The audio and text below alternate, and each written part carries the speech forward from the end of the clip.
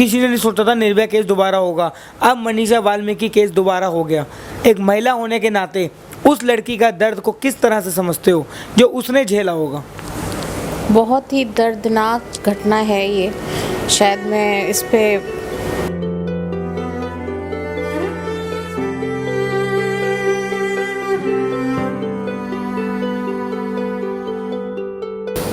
मैं कमेंट करने के लायक नहीं हूँ, इतनी दर्दनाक। नमस्कार, आप देख रहे हैं समाचार 24+ और मैं हूं आपके साथ हनी सहगल। बहुत ही दुख की बात है कि हमारे भारत देश जो पहले सोने की चिड़िया कहा जाता था और जिस देश के अंदर नारी की पूजा करने की बात की जाती है, लेकिन कोई भी सरकार महिला सुरक्षा पर ध्यान क्यों नहीं दे रही है। इसी बात पे आज बात करेंगे जानी मानी बिजनेस वुमेन कालकाजी विधानसभा में जो रहती हैं, air consultants India private limited की डायरेक्टर मिसिस सोनिया यादव अरोड़ा जी से कि आखिर एक महिला होने के नाते क्या इनको कभी फील नहीं होता। आज घर से 10-15 बार बाहर निकलने से पहले इनको सोचना पड़ता है कि क्या मैं सेफ हूँ कि नहीं हूँ। और दूसरी तरफ सरकार बात करती है कि महिलाओं की सुरक्षा के ऊपर ध्यान दिया जा रहा है। अगर ध्यान दिया जा रहा है तो समाचार 24+ की पूरी टीम आप लोगों से पूछती है कि निर्भया केस के बाद दोबारा ये हाथरस में मनीषा वाल्मीकि केस क्यों हुआ? क्यों राजस्थान में दिन दिहाड़े लड़की को जला के मार दिया जाता है और उस पर कोई भी कार्रवाई नहीं होती? क्यों सारा अन्याय हमारी माँ बहन बेटियां ही सहती हैं? क्यों? आखिर इस क्यों का जवाब कौन देगा? सरकार देगी या आप लोग जो आप प्रधानमंत्री और मुख्यमंत्री और विधायक MP आप सब चुन के बनाते हो? सोनिया जी, बहुत बहुत स्वागत। Thank you. सबसे पहले सोनिया जी, आप एक खुद महिला हैं, मैं आपसे यही सवाल करना चाहूँगा, क्या आज के ज़माने में सरकार कहती है कि महिला और पुरुष एक समान है, लेकिन एक समान किस तरह से? सारे अन्याय, सारे अत्याचार महिलाओं के साथ ही हो रहे हैं और सरकार चुप बैठी है। बिल्कुल सही कह रहे हैं आप। सारे अन्याय अत्याचार महिलाओं के साथ ही हो रहे हैं।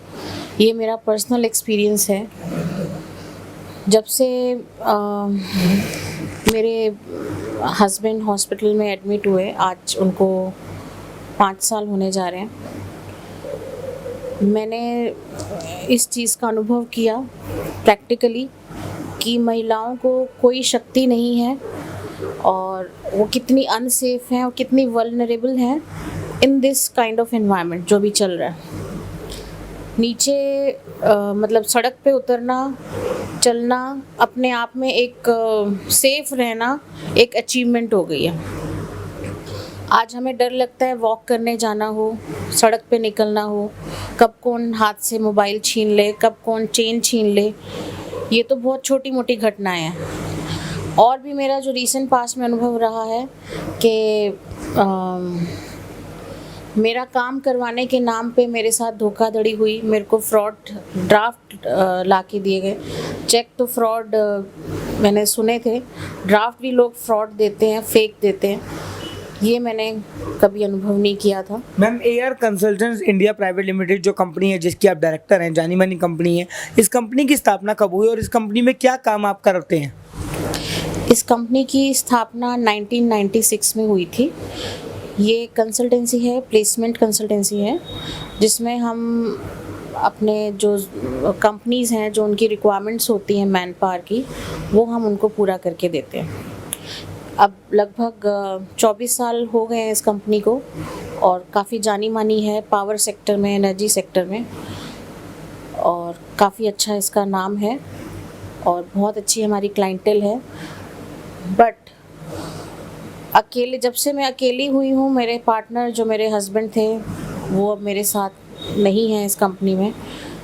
मुझे इतनी ज़्यादा समस्याओं का सामना करना पड़ा। I felt like killing my self. मुझे इतना ज़्यादा मुश्किलें आ रही हैं हर चीज़ में।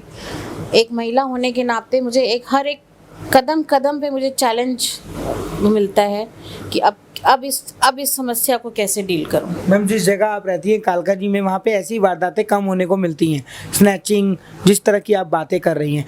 नॉर्मली कालकाजी विधानसभा के ऐसे कोई केसेस नहीं आए हैं, लेकिन बहुत जगह अभी भी स्नैचिंग, टीजिंग, एसिड अटैक्स महिलाओं के साथ हो रहे हैं। उन महिलाओं को किस तरह से आप देखती हैं जो महिलाएं कुछ तो आवाज़ ही नहीं उठा पाती, घर में बताती नहीं है कि किसी लड़के ने, किसी आदमी ने उनके साथ बदतमीजी करी है, चुपचाप अंदर ही घुट के मर जाती हैं? बहुत से सीरियल क्राइम पेट्रोल्स वगैरह में भी दिखाया जाता है। बिल्कुल, ये मेरा तो पर्सनल अनुभव रहा है। काफ़ी जगह महिलाएं चुप हो जाती हैं क्योंकि वो उतनी सशक्त नहीं हैं, उतनी शक्तिशाली नहीं हैं, जहां उनको वो वैल्यू मिले जो मतलब उनको अपना काम करवाने होते हैं, मार्केट में जाना है, गवर्नमेंट ऑफिसेज में जाना है, हर जगह, हर मोमेंट पे, हर स्टेप पे एक चैलेंज की तरह वो ज़िंदगी को लड़ाई की तरह लड़ रही हैं। सिर्फ उनका कसूर क्या है कि वो महिला है, बस यही। हर कोई एक्सप्लॉइट करने पे तुला हुआ है। तो इस केस में मुझे लगता है कि हम महिलाओं को ही आगे आना होगा, आपस में एक दूसरे की हेल्प करनी होगी। कोई ना कोई सामाजिक संगठन ऐसा हो जहाँ, चलो महिला आयोग तो है सरकार की तरफ से, सरकार का बहुत अच्छा सेटअप है, वो कोई ऐसा सेटअप, ऐसी ऑर्गेनाइजेशन महिलाओं को ही आपस में बनानी होगी जो एक दूसरे की हम हेल्प कर सकें, जहाँ पे हमें पुरुष प्रधान समाज की जो हमारा है, पुरुष को अपने ऊपर हावी ना होने दें। सबसे पहले तो महिला जो होती है वो बहुत इमोशनली वीक होती है।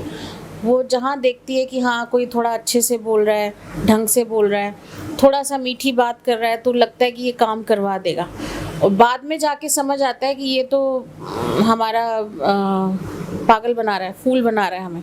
तो वो चीज़ को ज़रूर इरेडिकेट करना चाहिए। ये कीड़े की तरह हमारे समाज की महिलाओं को खा रहा है।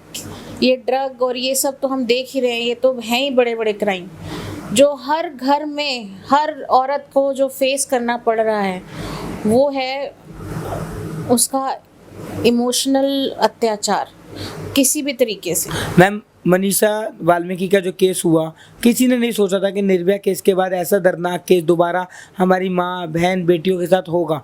वो भी एक बेटी थी किसी की, लेकिन आज वो पूरे देश की बेटी बन चुकी है। मैं आप लोगों से सिर्फ यही पूछना चाहता हूँ कि कैंडल मार्च करने से क्या ये अपराध रुक जाएंगे? निर्भया केस के टाइम पे भी इंडिया गेट पे हजारों लाखों लोगों ने, बॉलीवुड के सेलिब्रिटीज भी उसमें थे, नेता भी थे, कैंडल मार्च किया था। निर्भया केस में 7 साल लग गए थे चारों अपराधियों को फांसी देने में, लेकिन चारों अपराधियों को फांसी देने के बाद लोगों ने सोचा था केस होंगे, लेकिन निर्भया केस जैसा दोबारा कोई केस नहीं होगा। मैम, उसमें भी 4 अपराधी, इसमें भी 4 अपराधी, उनको 7 साल लग गए। किसी ने नहीं सोचा था निर्भया केस दोबारा होगा। अब मनीषा वाल्मीकि केस दोबारा हो गया। एक महिला होने के नाते उस लड़की का दर्द को किस तरह से समझते हो जो उसने झेला होगा? बहुत ही दर्दनाक घटना है ये। शायद मैं इस पे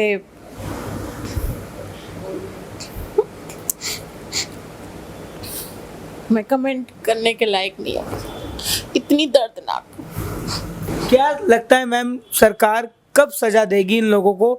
अभी भी देखा जा रहा है तो उसमें आरोप और प्रति आरोप राजनीतिक चल रही है। उन अपराधियों को पकड़ा तो गया है, लेकिन देश, पूरा भारत देश फांसी की सजा मांग कर रहा है। फांसी, बिल्कुल, उन राक्षसों को तो फांसी होनी ही चाहिए और जल्दी होनी चाहिए। ऐसे तत्वों को ऐसी सजा, कुछ सरकार कोई रूल बनाए कि इमीडिएट सुनवाई हो के इमीडिएट न्याय मिले। और इससे भी ऊपर है कि हम ग्रास रूट लेवल पे काम करें, अपने घर में बच्चों को शिक्षा दें। ये देखो ये होता है अगर ऐसा किया तो। एक सवाल मैम आपसे रहेगा, आप एक बिजनेस वुमन भी है, साथ ही साथ एक महिला भी है। निर्भया का जिस महिला ने केस लड़ा था, एडवोकेट बहुत अच्छी है, उनको पूजे जाना चाहिए। उसने एक ऐसी लड़की को, देश की बेटी को इंसाफ दिलाया।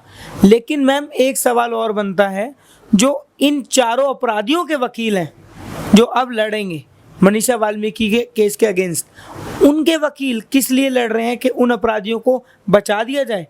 मतलब वकील भी ऐसा कर सकते हैं, किस लिए वकील उनका केस ले रहे हैं? इन लोगों को वकील भी नहीं मिलने चाहिए, वकील भी नहीं मिलने चाहिए। और इनका किस चीज़ की सुनवाई होगी इसकी? क्या ये दलील देंगे कि क्यों किया, कैसे किया, ये कैसे किया, इसका ब्यौरा देंगे सबके सामने जाके? ये तो होना ही नहीं चाहिए। कुछ सुनवाई भी नहीं होनी चाहिए, सीधा इनको फांसी पे टांगना चाहिए। इनका यही एक इलाज है। और हमारी सरकार को ग्रास रूट लेवल पे शिक्षा में बहुत ही अमूल चूल परिवर्तन करने होंगे। बच्चों के अंदर स्पिरिचुअलिटी बढ़ानी होगी, ध्यान, मेडिटेशन, इन चीज़ों पे फोकस करना होगा और महिला की प्योरिटी पे बहुत ज़्यादा हमें फोकस करना चाहिए। मैम, ये बात रही महिला सुरक्षा की। एजुकेशन के बारे में मैं पूछना चाहूँगा। एजुकेशन इतनी ज़्यादा इंपॉर्टेंट हो गई है आज के डेट में, लेकिन कोरोना वायरस के टाइम पे लोगों ने, सरकार ने घोषणा करी थी कि कोई भी स्कूल फीस चार्ज नहीं करेगा, लेकिन कालका जी में भी काफ़ी ऐसे स्कूल्स हैं, मैं नाम नहीं लेना चाहूँगा, जिन्होंने फ़ीस की डिमांड करी थी और पेरेंट्स ने स्कूल्स के आगे धरना प्रदर्शन किया था। तब मनीष सिसोदिया जी, एजुकेशन मिनिस्टर जो थे, उनका लेटर आया था कि आप लोग चार्ज नहीं कर सकते, तब वो लोग जाके माने थे। तो क्या स्कूलों की व्यवस्था ऐसी थी? वाकई में ये सच है? हाँ जी, फीस तो ज़रूर कम हुई है, मगर बिल्कुल ख़त्म हुई हो ऐसा तो नहीं है। स्कूलों के अपने खर्चे हैं जो भी है, पर हाँ, इसको और ज़्यादा लिमिट किया जाए, क्योंकि काफ़ी सालों से हम देख रहे हैं स्कूलों की मनमानी फ़ीस चल रही है। सब जानते हैं इस चीज़ को, मैं खुद उसकी शिकार रह चुकी हूँ। उस पे ज़रूर सरकार को और ज़्यादा एक्शन लेना चाहिए और उस पे कार्यक्रम कुछ बनाना चाहिए, ताकि इतनी ज़्यादा मनमानी स्कूलों की फ़ीस के ऊपर ना चले। क्या मैसेज रहेगा ma'am, as a business women और एक महिला होने के नाते, जो जनता इस वक्त आपको देख रही है, क्या संदेश देना चाहेंगे उनको, और खासकर उन लड़कियों को जो अभी टीन एज में हैं, उनकी भी लाइफ आगे बढ़ेगी, कि ये ऐसे अपराधियों से, ऐसे दरिंदों से किस तरह से अपने आप को बचा पाएँ? सबसे पहले तो बाहर की दुनिया के विचार, सोच तो हम नहीं बदल सकते, तो हमें अपने अंदर ही बदलाव लाने होंगे। कोई ऐसी हरकत, कोई ऐसा पहनावा, कोई ऐसी चीज़ हम ना करें कि सामने वाले को मन में दुर्विचार आए। बहुत डिबेट होती है इस टॉपिक पे कि औरतें अपना परिधान क्यों बदलें, क्योंकि सामने वाले की सोच खराब है। सामने वाले की सोच तो खराब है ही, ये तो प्रूव हो ही चुका है।